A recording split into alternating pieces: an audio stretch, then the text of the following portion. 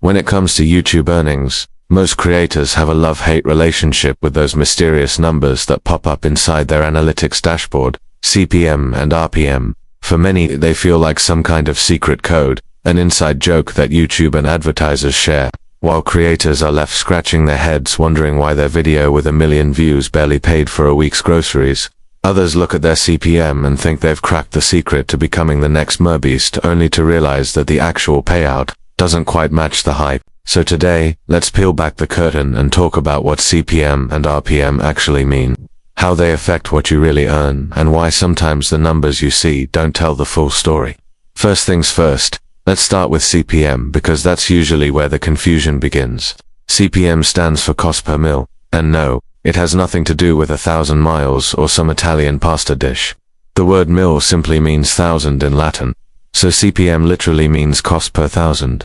In simple terms, it's how much advertisers are willing to pay YouTube to show their ad 1,000 times. If an advertiser bids $10 CPM, they're basically saying, I'm willing to pay $10 for every 1,000 times my ad is shown to viewers. Sounds simple, right? But here's where the twist comes in. That $10 CPM doesn't all land in your pocket as a creator. In fact, it doesn't even come close, because CPM is the gross amount advertisers pay, not what creators earn. YouTube, being the middleman, takes its share first, and YouTube's cut is a hefty one, 45% straight off the top. That means if advertisers are paying $10 CPM, you're really only starting with about $5.50 before any other factors come into play. But even then, that number doesn't mean that every single one of your 1,000 viewers just earned you $5.50, because not every view on your video is monetized. Some people use ad blockers. Some viewers skip the ad before it counts. Some are in regions where advertisers aren't bidding much, so while CPM tells you how much advertisers are paying per 1,000 ad impressions, it doesn't directly translate into your earnings. That's where RPM steps into the story. RPM stands for revenue per mil, your actual revenue per 1,000 views, and this is the number creators should pay closer attention to, because RPM is the reality check. RPM doesn't just look at the ads shown, it takes into account all views, even those that didn't trigger an ad. So while CPM might look flashy and high, RPM is the grounded cousin that tells you, here's what you're actually making per 1,000 views on your channel. Think of it this way. CPM is the amount on the restaurant menu that looks great, but RPM is the bill you get at the end of the night, after tax, after service charges, and after your friends conveniently forgot their wallets. It's what actually leaves your account. Let's paint a picture. Imagine you upload a video, and the advertisers bidding on your content set an average CPM of $12. YouTube takes its 45% cut. So now you're down to $6.60 per 1,000 ad impressions. But remember, not every view is an ad impression. Let's say only half your viewers actually triggered ads. Suddenly, your effective payout is cut in half again. By the time the math settles, your RPM might be closer to $3 or $4. That's the sobering reality. While CPM looked like a shiny $12, your RPM told you the truth. You're really earning $3 for dollars per 1,000 views.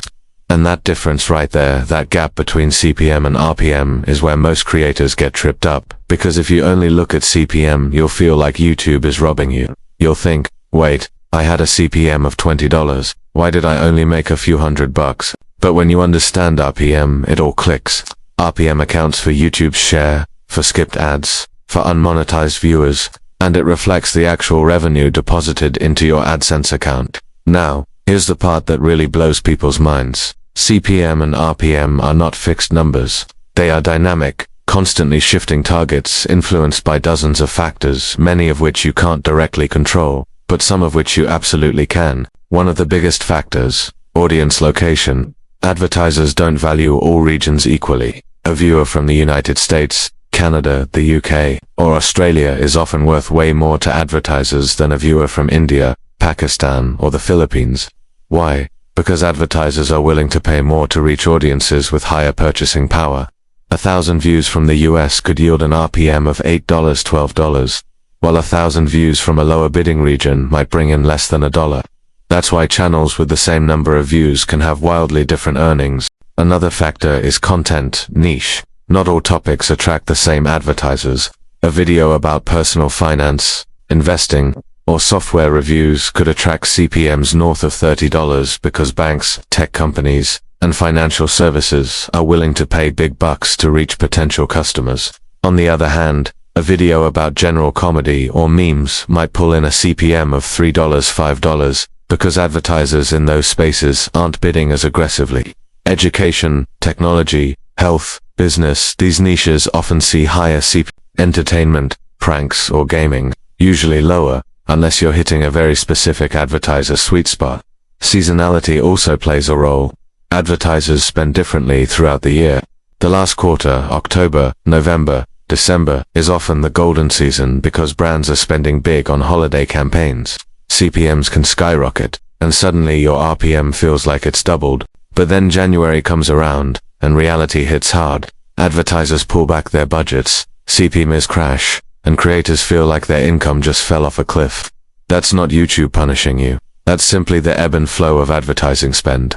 Then there's the type of ads themselves. Not all ads are created equal. Skippable ads, non-skippable ads, bumper ads, display ads, each carries different values.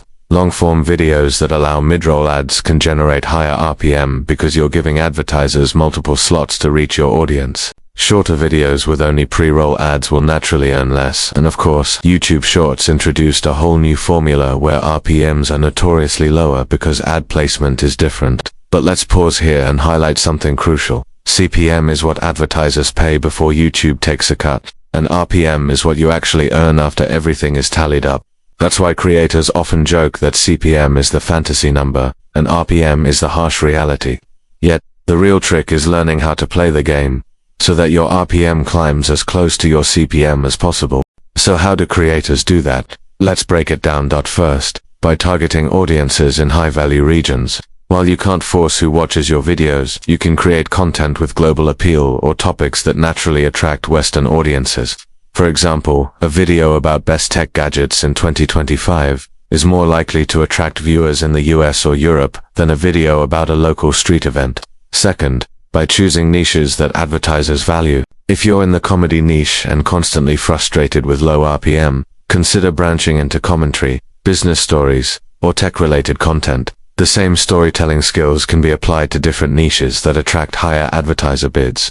Third, by optimizing video length. Videos longer than 8 minutes allow mid-roll ads, which means multiple ad impressions per view. A 10-minute video can easily generate 2 to 3 ads per viewer, while a 3-minute video only offers 1. More ads equal higher RPM, as long as you don't overload and annoy your audience. And fourth, by understanding viewer behavior. If your audience consistently skips ads, your RPM suffers. But if you keep your viewers engaged, watching longer videos where ads can run naturally, you improve your earnings.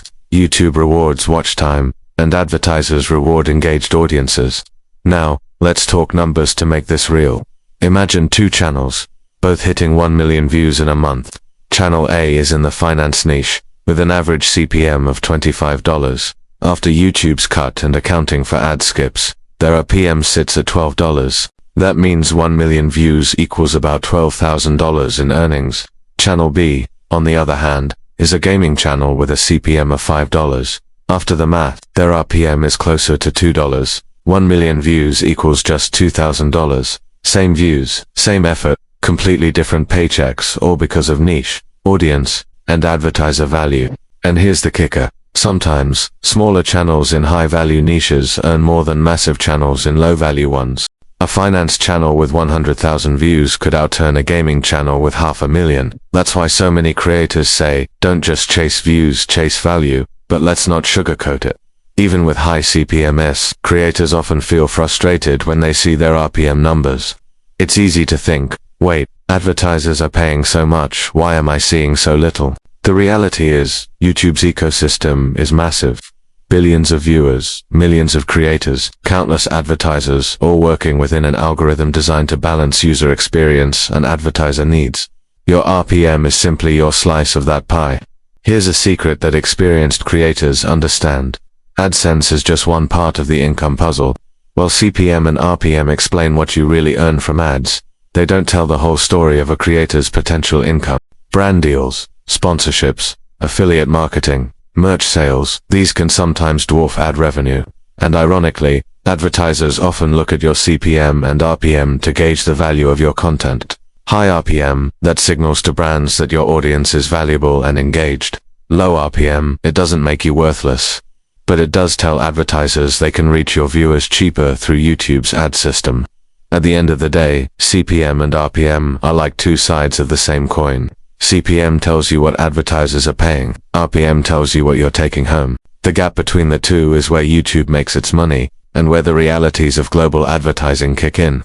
Understanding both is the key to not only predicting your earnings, but also strategizing how to grow them. So next time you open your YouTube analytics and see those numbers, don't panic, don't get discouraged, and definitely don't just stare at CPM thinking that's what you're making. Look it up, that's the real truth, that's your paycheck. And once you start understanding how these numbers are influenced by niche, region, season, and content type, you can stop guessing and start building a strategy to maximize what you earn. Because here's the thing, most creators eventually realize, CPM and RPM are not just random numbers YouTube throws at you. They are signals. They tell you how advertisers value your audience. They show you where your channel fits into the global marketplace of attention. And most importantly, they remind you that every single view has value even if the number looks smaller than you hoped. So, the next time you hear a creator brag about their CPM, smile politely. But remember, CPM is the dream, RPM is the reality. And once you learn how to bridge the gap between the two, that's when you truly unlock the earning potential of YouTube.